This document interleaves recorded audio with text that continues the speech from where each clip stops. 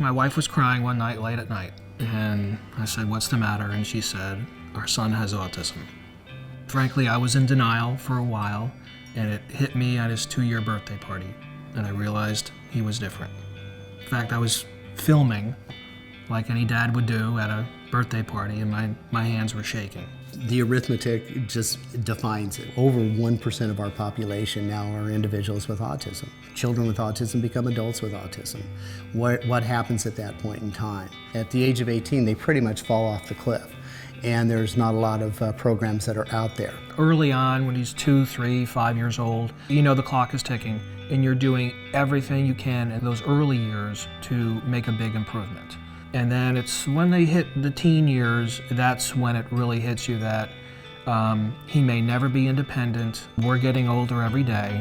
What's going to happen to him when we're no longer around? That's one of the reasons we got involved with 29 Acres.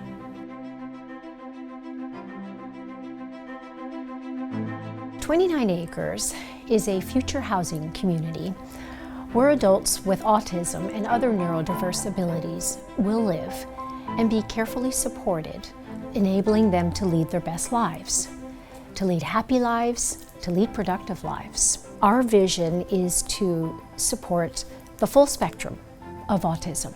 So we imagine having individuals living with us who require very minimal support to those that require more support to be successful.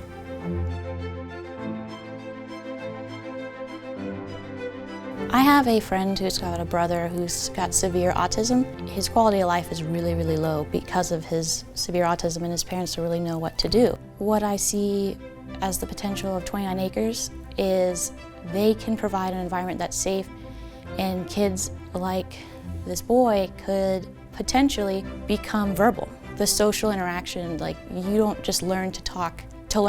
You learn by learning from your parents and making friends. Having a social structure that is understanding to you can shape so much more than just becoming quote-unquote normal as an autistic person. Well, social skills in developing relationships is definitely tough when you're on the spectrum, but there are little signs that John shows where I know that he loves having us around and loves being social. Like, sometimes I will be just hanging out in the house and he'll walk in and give me a big bear hug. Or I'm driving and he'll reach over and put his hand on mine. So little interactions like that just solidify that I know that John loves us and wants relationships with family and friends.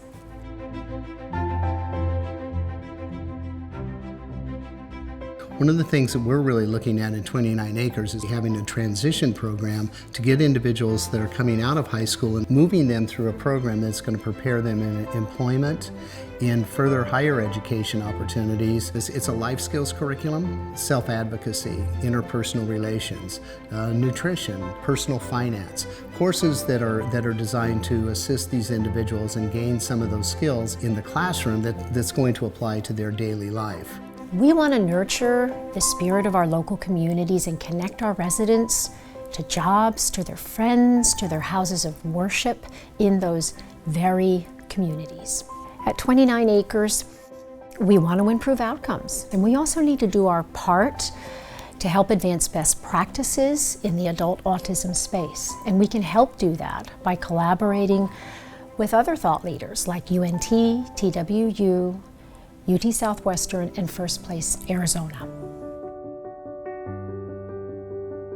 Peace of mind for autism, for parents who have an autistic child, it goes into trusting that this kid can be okay. And there's living independently, and then there's living independently to the best of that individual's capabilities. That environment of being around people in a community that is understanding and willing to help you grow. And if you have a question, I can just go outside and ask one of my friends or one of the staff workers or people that I trust and have lived around for years. The peace of mind that can come with that, just for the kids, for the adults, for the parents, the possibilities are endless.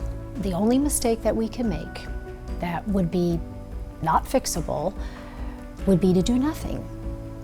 That's not an option. We have to act. We need thousands of 29 acres around the country. There's a supply and demand issue. There's an enormous supply of adults who are autistic, and there is not a supply of quality housing or these communities. Autism can be spiritually, emotionally, and financially draining. And to have a community like this, it just gives parents and families the peace of mind that their son or daughter has a long-term place.